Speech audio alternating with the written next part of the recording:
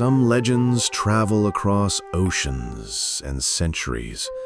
Stories the world believes it knows, until one evening, a single enigmatic line shatters their certainty.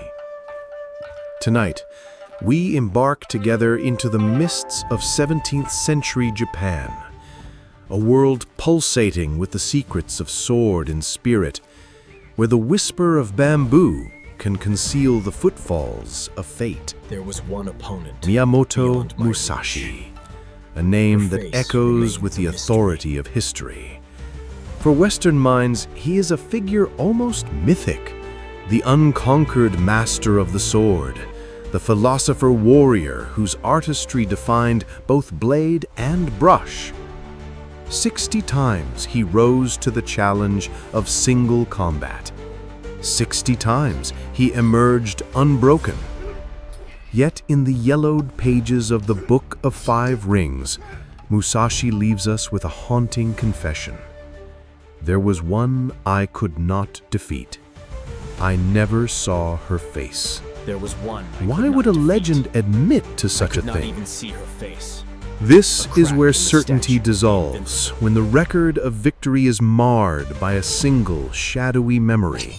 No name, no face, only the ghost of a duel fought on a silvered shore beneath the indifferent gaze of the moon. In 1633, Musashi accepted an impossible invitation, a secret duel, witnessed only by moonlight and by the questioning heart of a man who thought he had nothing left to prove. His challenger was slight in stature, obscured by a mask and a mantle of secrecy. 3 intense passes, then silence. The legend fell, but no triumph passed to the rival. Musashi, humble in defeat, refused the crown of victory. He wrote, "She let me live." Who was she, and why does the world not know her name? Centuries passed, the mystery settled into dust, until a new century of curiosity lifted the veil. A forgotten Tokugawa clan record, words half lost. Yuki, female swordswoman, disguised as a man, moon shadow school. The name emerges like a poem whispered by the wind. Yuki. A woman trained in disciplines deeper than steel, a member of the Black Sword School, guardians in the shadows, erased by history when power thought itself threatened. Her face remains. Consider this, a girl learning to dance with silence in the bamboo, forsaking notoriety, embracing purpose, fabled not for killing, but for saving. Rumors hint that Yuki became legend in her own right, a quiet, watchful presence, intervening only when the balance of justice trembled.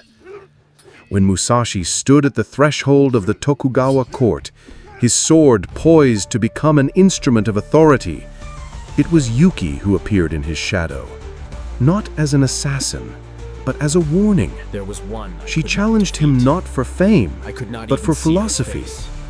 If he became a hand of control, how many would suffer in silence? The duel they fought was more than steel against steel. It was the silent dialogue of ideas, the clash of destinies, the humility to recognize that greatness sometimes means stepping back. And in this, Musashi, the master of 1,000 victories, learned the power of self-restraint. After that night, he laid down his sword.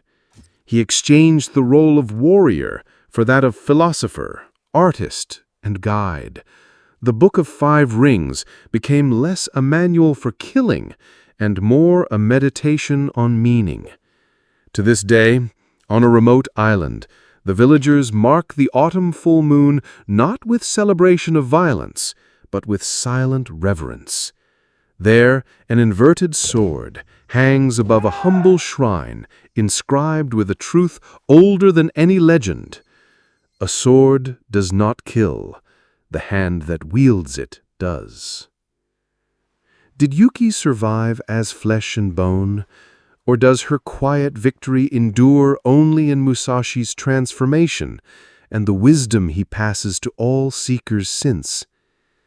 Some say history is the tale of victors, but perhaps history's greatest lessons belong to the voices in silence, to the ones who, unseen, There was one guide opponent even the beyond strongest my reach. toward humility. Her face In the remains world a of sword mystery. masters, clashing steel draws attention, but the deepest triumphs are often wordless.